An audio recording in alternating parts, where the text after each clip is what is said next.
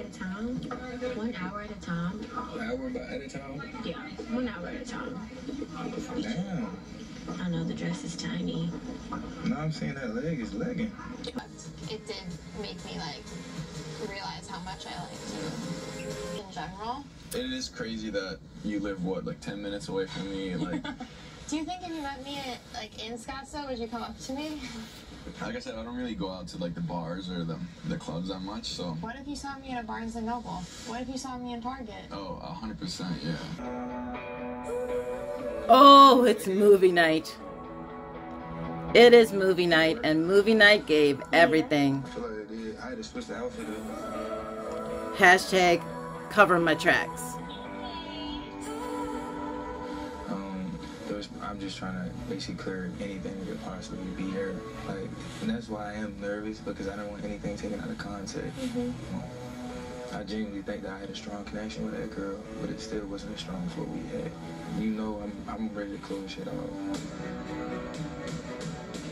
There was no close calls or whatever. Hey everybody, what's up? It's me, Amani. Please, if you enjoy my reviews, my recaps, my opinions, sometimes my comedic takes on Love Island USA, and you like to see somebody whose hair is always in their eyes, then please like and subscribe. If you're gonna comment, positive vibes only.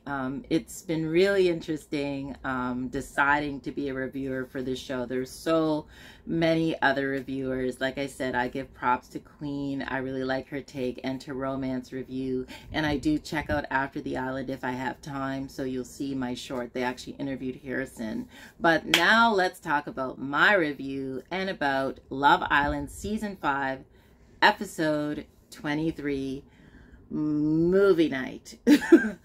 Wow. My review before this was so short because really we just wanted to know, like, will KK fold? And the answer was yes. Within, I don't know, the show started and right away. So let me tell you what happened. So movie night, we're just gonna say what a night. It's been a minute though since I've seen a movie night. I really don't remember if they had it on Love Island Season 4. Does anybody remember that? But I do vaguely remember it from another season. I don't watch Love Island UK at all, but so to me, I would say that movie night reminded me of the Real Housewives of Love Island. There was like a lot of drama, so definitely it was giving a lot last night's show. But here's how it starts. So, as we all wondered, will KK cave? And the answer is yes. She didn't just cave, she walked right back into Keenan's toxic arms within like 5 minutes of the show starting. I mean, I'm guessing it's like overnight, so maybe within a day. He was pretty much forgiven. So it opens with KK and Keenan acting as if Casa Amor never happened and if Naja never existed. And KK basically talks to the camera in the confessional and says that her heart wants what it wants. And so she's following her heart. Then we cut to Hannah and Imani and her fabulous hair. Can we just talk about Imani and how I just love her hair, her look. She's looking fabulous. So Hannah and Imani and Carmen's interesting eyebrows are chatting about how Hannah felt disrespected, and then we flash back to Keenan and KK, the very happy couple. And I have a clip at the beginning of my review so you see kind of when they're talking and he's telling her that her legs are legging.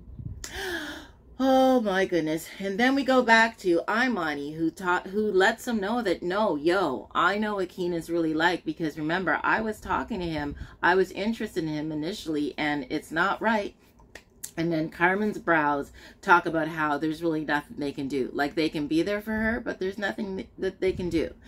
Then we cut to Mattia, who is coupled up with Cassie. And if we think back to Casa Amor, Mattia went in there to meet Cassie. He already knew that she was coupled up with Leo. He's 29 years old. So he's not 21.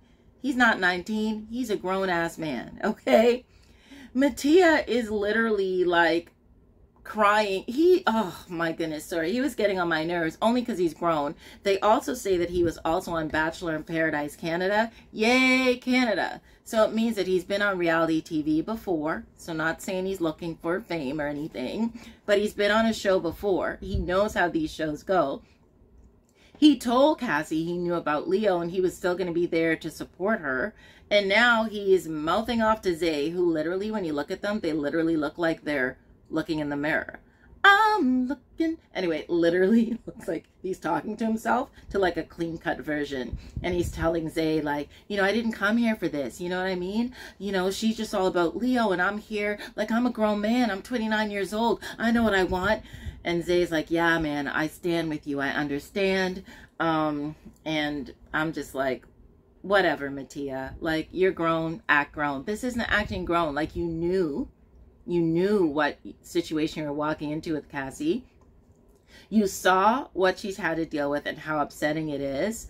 You know what I mean? So be supportive of her. Let her know that you're still there for her. Don't be like crying and complaining. It doesn't look right. It doesn't look good. Just saying, it's not a good look. Then we cut to Johnny, who's talking to Jonas Taylor, saying that Leo told her that the door isn't closed with Cassie. So Johnny's upset because, you know, Leo basically told her when he met her that she's number one, bar none, nobody else can stand with her.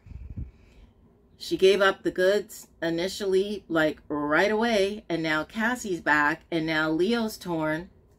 I will say, I do like that for the recoupling night, he just owned it.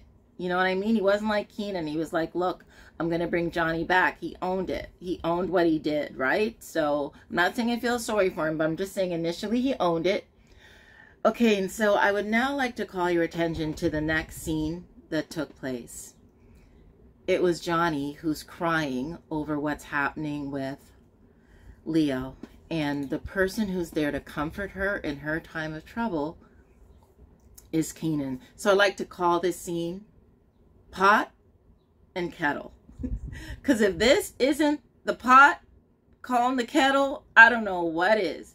So Leo is there being very sympathetic. And all I can think about is like, this is where Man in the Mirror comes in. Like, yo, Leo is you, Keenan. It's the same sitch. I'm looking at the man in the mirror. Hey, hello. Hello, Keenan. Hello. What is happening? He's so sympathetic and gentle. And Johnny's crying. And Keenan softly caresses the tear off of her face. It's very bizarre. And he's, you know, questioning Leo, where Leo's principles are. What about your principles? What about what you did? Why aren't you talking this way to KK? Why aren't you talking this way to KK? You were using expletives to Sarah Hyland and to KK when they were trying to call you on your situation. What is happening? But no, Keenan is like, he can't believe Leo's like this, and there's no expletives. He's just very nice. I'm confused. Anyway, then we cut to Kenzo literally sounding like Barry White. And he's telling Keenan that he's fallen. You know, I'm falling for Carmen. It's like, his voice is like so throaty. And he's like, yeah, you know, Carmen is the one. Then we cut to Destiny, who is talking about Mike and Zay, and how Zay is her priority because she knows what it's like to be coupled up when your couple is really paying attention to another person. So she's basically saying she still is interested in Mike, and Mike's saying, I guess, that the door is open, even though he's talking to Hannah, but her priority is Zay. You know, she's like, because she doesn't want to hurt anybody, right? Oh boy. Then we cut to Carmen's eyebrows, who Carmen has decided to lecture Leo about how he should be, how he should do right. And she's really coming at him like strong. But can we just think back for a moment? Hello? Do we recall when slow burning Carmen was coupled up with Victor, and then they had the challenge and everybody kissed their partner, but she decided that she would kiss Bergie? And then she decided that she was going to be basically coupled up with Bergie, but let Bergie know that she was a slow burner, but no, she was interested in him, but she was a slow burner. But then she cut Bergie off, and then because Kenzo, her next door neighbor from where she lives, came into the island. Can we just remember that? Pot calling the kettle. Hello, hello. Though no, you did not do things to that extreme. Are people forgetting what they did? You know what I think? I think that maybe what they're drinking, it erases their memory. That's what it is. When they have those parties, slow motion, and they're like, memory gone. Anyways, oh boy. Then we cut to Kenzo and Carmen, who go on a date. And if you really watch it closely, to me, I feel like Carmen can't even pretend that. I don't know if they really knew each other. Like, I do believe that people can live in the same place and not know each other. You know, all the online chat is that they know each other. They go to the same gym. Listen, I go to the same gym as people that I didn't know, that I didn't talk to. I might have noticed them, but for real, when I go to the gym, I go to work out. So I'm just saying. But when you really look at the scene, Carmen just seems not even able to really be really emotional that Kenzo's saying that, you know, I want you to be my girlfriend.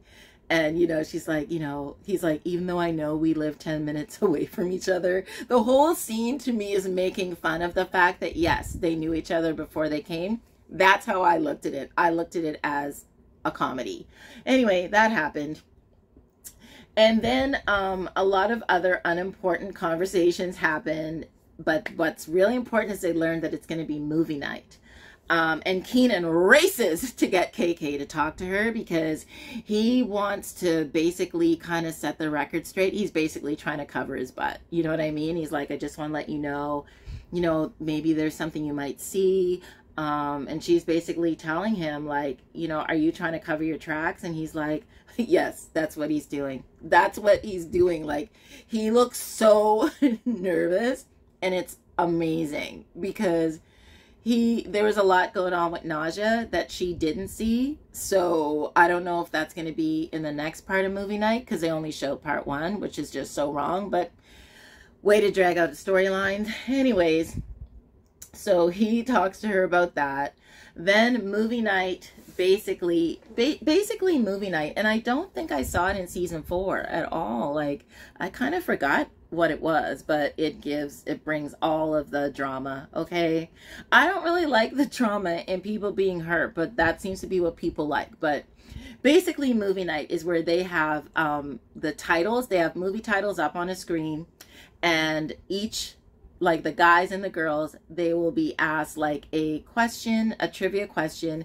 Whoever comes closest to the actual answer will win, and they'll get to see the clip of the movie that they want to see. All right.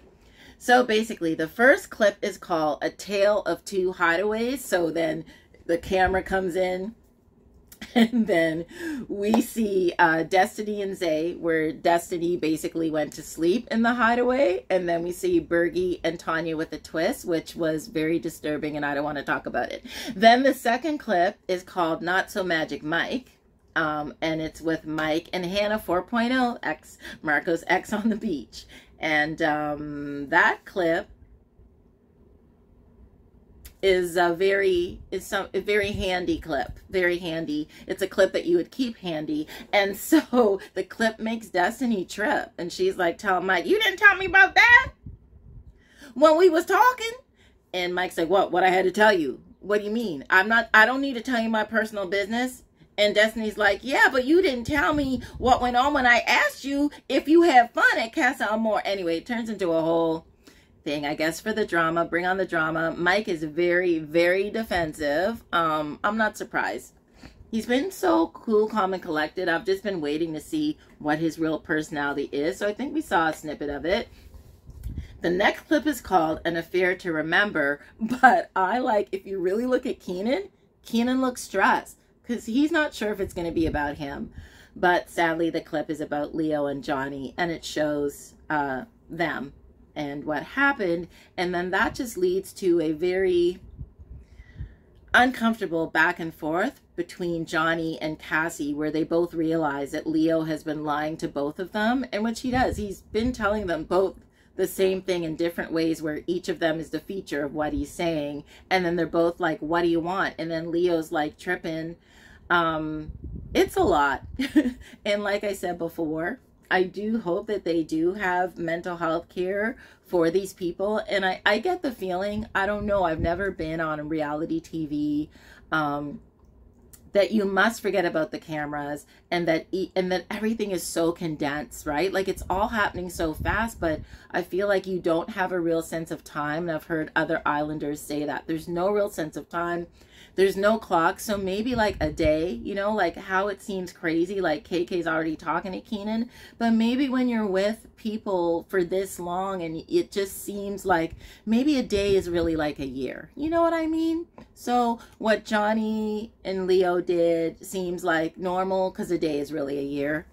But it kind of ends with that kind of back and forth, and even Mike now coming in to tell Leo to just be accountable. It's a lot, but guess what? It ends there, to be continued.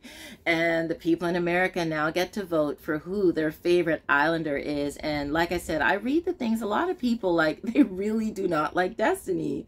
I like Destiny. I'm just saying. I pretty much like, I don't know.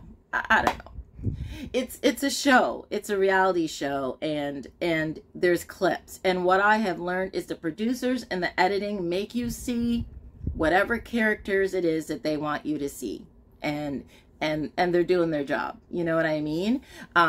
Destiny just always comes across like she's angry or stuff, but I thought, I don't know, she was just being real, right? And I saw somebody write, Destiny treats the guys the way that guys treat girls or young women. And it's true. She really just, like, she talks to them, she casts them off. But I also think that she's really trying to protect her heart. She really is looking for love. And if you check the interview with Harrison, you'll see that.